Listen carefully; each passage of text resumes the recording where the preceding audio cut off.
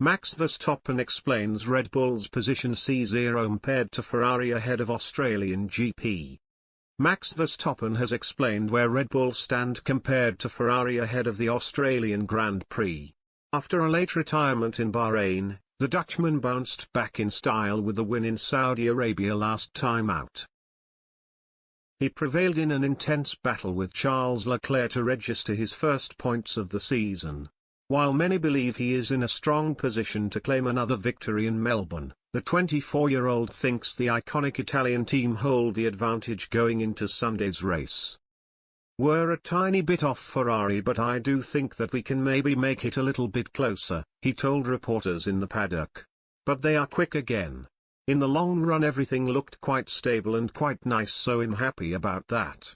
We definitely made some good improvements today." Verstappen's Red Bull underwent some improvements in Friday's final practice session to iron out some balancing issues. He complained of a lack of front grip early in the day but improved the car towards the end of the session.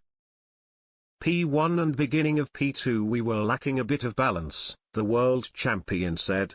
"For the final run, we changed the car around a bit and I felt a lot happier.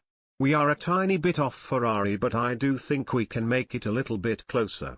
But in the long run everything felt quite stable and quite nice, so I am happy about that. We have little bit of work to do, but we are more or less there."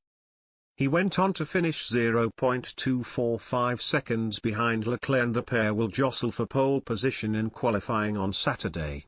Speaking of upgrades, the circuit at Albert Park has been resurfaced in the 3 years since it last hosted a Grand Prix. The new track features fewer corners and some wider turns, which saw a number of cars skid off as they adjusted to the new layout. Verstappen, however, is a fan of the upgrade, Albert Park's first since its F1 debut in 1996. "It's good. I think the track grip is quite nice," he said. "The bumps definitely improved, it's smoother. But I think it actually makes the track nicer as well because you can attack the corners a bit better now, being a bit more smooth. They did a good job with that. I enjoyed my laps today." Mercedes' problems continued as George Russell finished 11th fastest, while Lewis Hamilton languished in 13th. "Nothing we change on the car makes a difference at the moment," Hamilton said of the difficult session. "So that's the difficult thing. It's just a tricky car. You're trying to push and catch, and even when you do a decent lap it's 1.2 seconds down.